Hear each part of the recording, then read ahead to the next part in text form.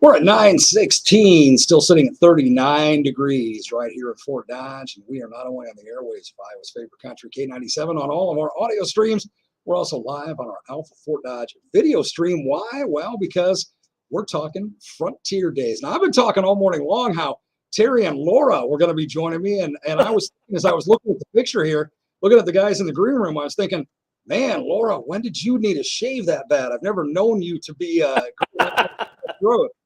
Hey, good morning, Timmy and Tim on with me this morning. Good morning, guys. Hey, Laura had to take her mom to the doctor this morning. So. Gotcha.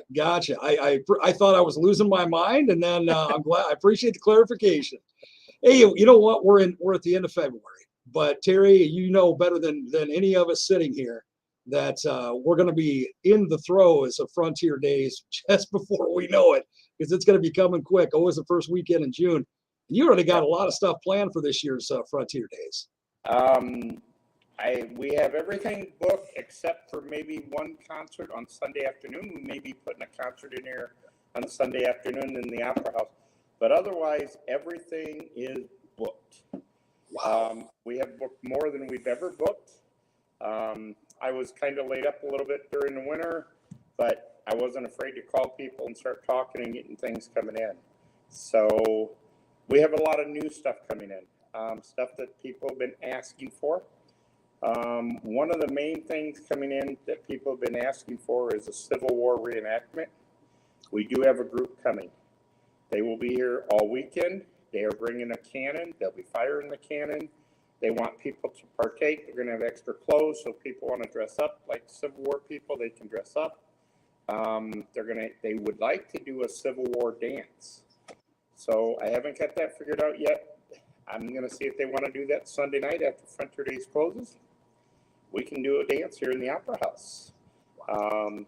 So we've got lots and lots coming in. Trying to keep it back to the family-orientated event. That's what we're trying to do. Like I said, trying to keep prices down. But our main attraction last year we had the Lumberjack Show. It was here for a couple years. We can't keep bringing back the same entertainment every year because people won't come and see us. This year, I expect you to get in the Ball of Death. No, you notice how Terry, he looks right at me, if you can see him on the screen, and he says, I want you to get into the Ball of Death. He's not necessarily talking to you, the listeners and the viewers. He went straight to me with that one. Holy smoke. What is the Ball of Death, Terry? Holy smoke. Darren, the Ball of Death will be coming out of Texas. It is a big metal ball that is about 20 feet in the air. Ooh. It'll be probably sitting where the Lumberjack Show was, but then they get 2 or 3 motorcyclists inside this ball going around and around and around, racing each other, and they don't hit or nothing. So it should be a lot of fun to see. They're going to do 3 shows each day, possibly 4 on Saturday.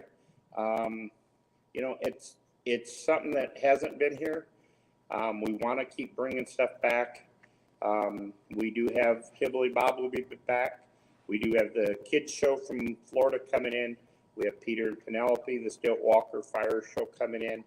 We have a car simulator that is being sponsored by Fort Dodge Ford coming in this year. So if kids want to race their parents in this, they can.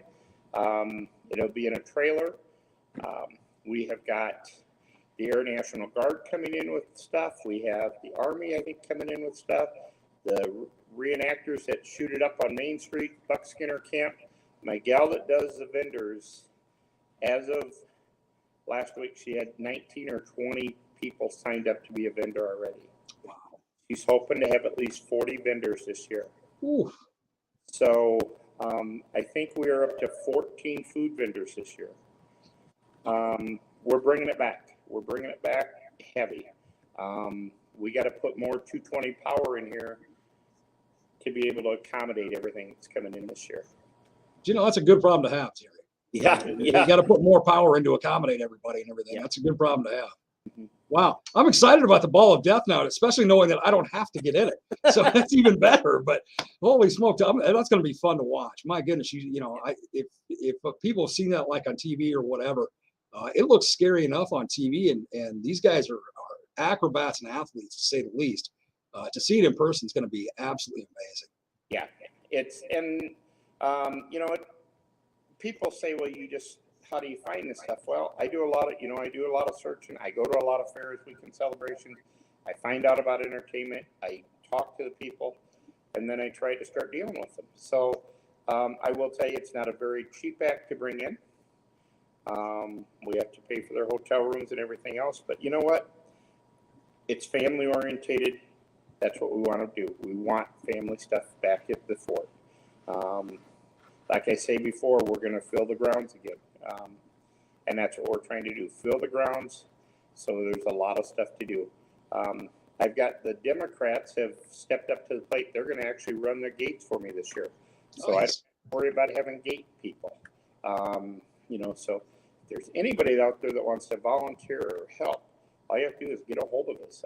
Tim's in the office all day long. Call the fort. Tell them if you want to be a volunteer.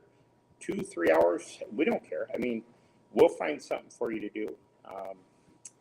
We've got the rugby team going to help set up the fence again this year, which really helps out a lot. They're going to be here like Wednesday before Frontier Days. My vendors, matter of fact, the Ball of Death is rolling in on May 31st this year to start setting up. Wow. So yeah, it'll be a fun time. Very, very fun time. It's a busy time for us, but it's a fun time. Well, I knew it was going to be a great time period, Terry, because you guys have made it over the last few years, bigger and better than it's ever been before. You brought it back to its old prominence, so to speak. You've done incredible work bringing more features in, more vendors into the whole works. But I'll tell you what, with just the two that you've mentioned so far, with the Civil War reenactment and the Ball of Death, you got me hooked already, brother. Tim, I know you're a huge history buff as well. Man, that Civil War reenactment, that's going to be neat. I can't wait to see that. Very excited about that. That's the one thing that people have mentioned since I've been here. Where's the Civil War reenactors? They were always there, and well, they're going to be back. Thanks to Terry. That's outstanding, man. That's the only thing that I don't want you to bring back with the Civil War reenactors. Tim, you know this, being a history buff. Back in the Civil War days, coffee was at a shortage, so they used to brew up acorns and make their coffee. I'm not going to drink any acorn coffee. Okay, that's not happening. No, if you see me with a cup, I won't have that in it. I don't think especially the Confederacy didn't have a whole lot of styrofoam for their cups. So Right. Maybe a Union soldier might have had that. But in regards to our Civil War reenactor, the head of that reenactment group will be here the first weekend of April on our opening week. And check our Facebook and website, and there'll be more information on him doing a symposium. So all my Civil War friends and Civil War buffs, come out and see us then too. Fantastic, man. Looking forward to it. And Tim, looking forward to your insight and all that. Again, you're a history expert and things that you can shed for us on that as far as what we're going to see and the whole reenactment, the whole works when we get closer and closer to that. But guys, I got to tell you, you got another great one planned. Now, what are the dates for this year's Frontier Days? June 2nd, 3rd, and 4th. We'll open the gates up at 4 o'clock on June 2nd, and we'll close them down at 4 o'clock on June 4th. Fantastic. So we've got bands scheduled. I do have something that's new, another new item this year. Maurice Jules was a backup singer for the Platters. Oh, wow. He is out of Webster City. I think he's out of Webster City. He goes to nursing homes, and he's got background music, and then he sings 50s and 60s music. He will be performing inside the Opera House Saturday afternoon, doing 50s and 60s music, getting people ready for the Senders playing Saturday night in the Opera House. So he's going to play for about an hour and a half. He's going to be singing the old 50s and 60s tunes. He's going to have backup music, and then he's going to be singing. Excellent performer. And I mean, he's always dressed in a suit. He's always jumping around. He is very, very good. And we were able to get him booked there within the last week or two. So that's another new event we got coming in this year. So like I said, if it's hot outside, people want to come in and get a drink and just sit and relax, they can listen to 50s, 60s music in the Opera House that day. Oh, that's fantastic. You know, just to have somebody who sang backup on like My Prayer and The Great Pretender and Up on the Roof. I mean, with the Platters, that's incredible, man. Yeah. So it's kind of fun. I mean, you know, so we have went out and looked. We found, I think we've got a very, very good lineup this year. And it's not all me. You know, I have a board that wants to know everything that's going on. I'm going to start going, Tim and I are going to go start trying to raise some money to put the event on. I can tell you we're probably shooting at $60,000 to put the event on for this year. But, you know, I'm not afraid. I think we can do it. I think we can. I talked to Matt Johnson with Fort Dodge Ford, and they were very willing to be the sponsor of the car simulator. Our parade marshals, we do know who they are, but we're not at liberty to discuss that yet. We will give them their hats the first weekend in May. They're down south where it's nice and warm right now. God bless them. They know where to go when it's not Frontier Days time. So when they get back in town, we are in contact with their family. They know about it, and the family's been asked to keep it quiet. When they get back in town, then we will present them with their hats. I think it'll be a very good couple that's going to be our parade marshals, very deserving of becoming our marshals. And I think people will be excited to hear who it is. Oh, that's fantastic. We'll look forward to that announcement in early May then as we get closer. Just less than a month away then. 2 months. Closer and closer, guys. Yeah. Closer and closer. Holy smoke, man. Again, it's going to be here before we know it. Now, on the Frontier side, you know, we got the Civil War reenactment. What other kind of historical things, Tim, we're going to be seeing and being experiencing out at Frontier Days this year? Because that's kind of the premise of the whole thing.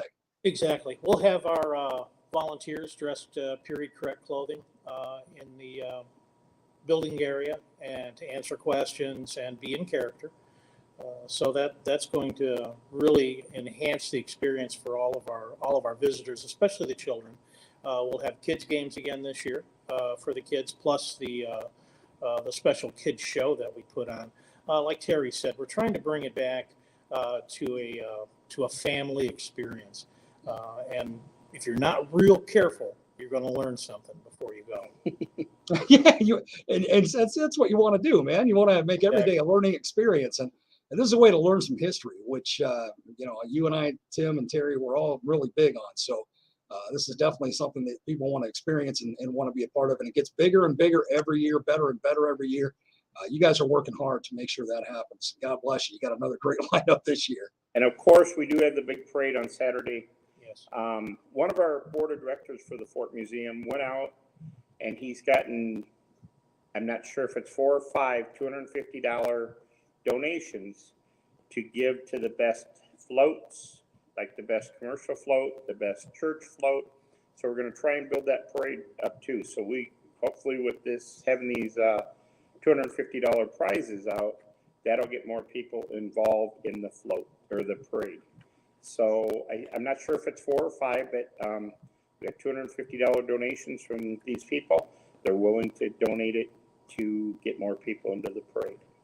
Fantastic, man. It's already one of the biggest parades in the state of Iowa. Let's make it even bigger, right? Absolutely. Yeah. Doggone right. Well, guys, keep up the great work. I want to get you back on in like a month or so we can talk about it again.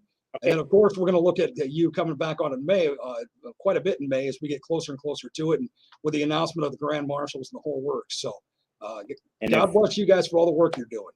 And if you're interested in opening weekend, I'm sure Tim would be happy to talk to you about opening weekend. Absolutely. You bet. Let's do it. We'll do her in the next visit we have. But we'll keep good touch with you over the course of the next few months as we get closer to that first weekend in June, man. Looking forward to it.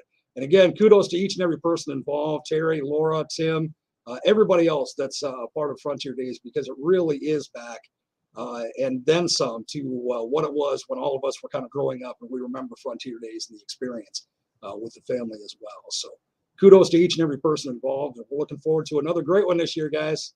Thanks, Darren. Thank you, Darren. Always. God bless you guys. We'll talk to you very soon. All right. Thanks. Have a good day. Thank you too. Terry and Tim from Frontier Days, and man, you heard it. It's going to be a big one. And the Ball of Death. That just sounds fantastic. Oh, I cannot wait to see that. Seen it on TV before, never seen it in person. That'll be neat as all get out to watch.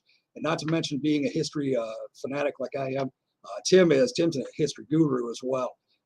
To be able to experience the Civil War reenactment, that'll be a lot of fun also. Looking forward to so many great things at this year's Frontier Days. And again, we'll have Terry and Tim on again, and maybe Laura on as well as we get closer and closer sometime in the next month to kind of get a recap of what's going on. And then, of course, in the month of May, we'll have them on quite a bit as we get closer and closer to that first weekend in June. But make sure you put it into your phone now, mark it on your calendar, whatever you need to do for this year's Frontier Days right here in Fort Dodge. So looking forward to it. Hey, it is 28 minutes before we hit the end of the ride for today. We're going to take a break. When we come back, going to keep you rolling, of course, here on the best ride of the day. Got some Joe Nichols on the way. Also got some Dirks Bentley. Stay right here. It's the morning train. It's only on K97, Iowa's favorite country.